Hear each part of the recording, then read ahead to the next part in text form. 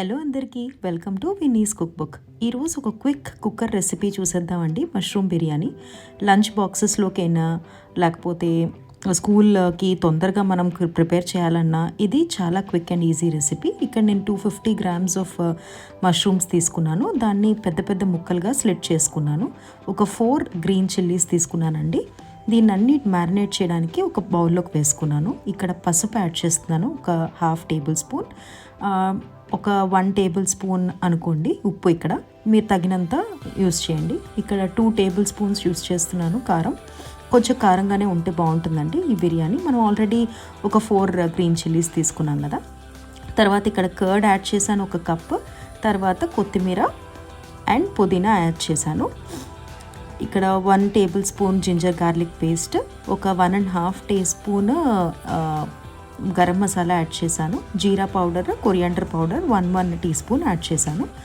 ఇవన్నీ యాడ్ చేసిన తర్వాత నేను బాగా దీన్ని కలుపుకొని మ్యారినేట్ చేయడానికి ఒక 20 minutes పెట్టుకుందాం. ఒకవేళ మీకు చాలా తొందరగా అయిపోవాలి అనుకుంటే ఆ ముందు రోజు రాత్రి అయినా మీరు దీన్ని మ్యారినేట్ చేసుకొని ఫ్రిడ్జ్లో పెట్టుకోండి కవర్ చేసి.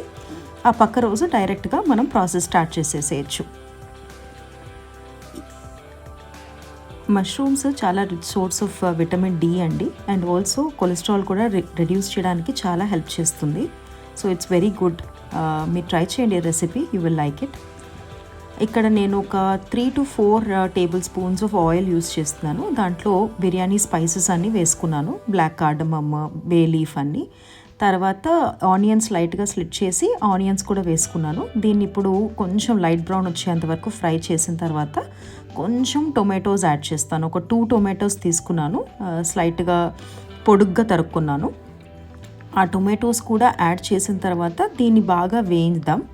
వేయించిన తర్వాత మనం అప్పుడు మ్యారినేట్ చేసిన మన మష్రూమ్స్ ఉన్నాయి కదా, ఒక 20 minutes సైడ్లో పెట్టుకున్నాం, అవి యాడ్ చేద్దాం. ఇక్కడ నేను ఒక 4 పీపుల్కి ప్రిపేర్ చేస్తున్నానండి బిర్యానీ.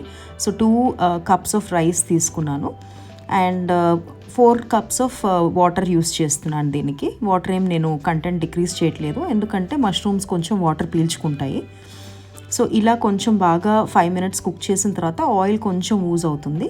ఆ తర్వాత మీరు ఇక్కడ వాటర్ యాడ్ చేయండి. ఫస్ట్ వాటర్ యాడ్ చేసి ఒక బాయిలింగ్ పాయింట్కి వచ్చిన తర్వాత వాటర్, అప్పుడు మీరు రైస్ యాడ్ చేసుకోండి. ఇక్కడ నేను పుదీనా కూడా యాడ్ చేస్తున్నాను. పుదీనా చాలా ఎన్హాన్స్ చేస్తుందండి ఫ్లేవర్ బిర్యానీలో, ఏ బిర్యానీలో అయినా.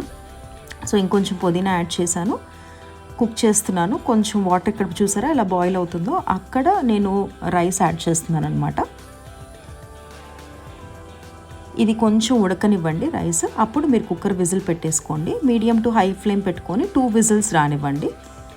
ఇక్కడ నేను రైతా ప్రిపేర్ చేశాను. కొంచెం థిక్గానే ఉంటే రైతా బాగుంటుందండి మష్రూమ్ బిర్యానీలోకి. సో నేను కుకుంబర్, ఆనియన్స్, కొత్తిమీర యూస్ చేసి రైతా యూస్ చేశాను.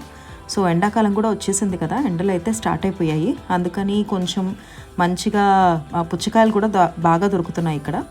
సో మంచిగా ఉన్న పుచ్చకాయ ఒకటి తీసుకున్నాను, అది కూడా కట్ చేసి పెట్టుకుంటున్నాను యాజ్ ఎ డెజర్ట్.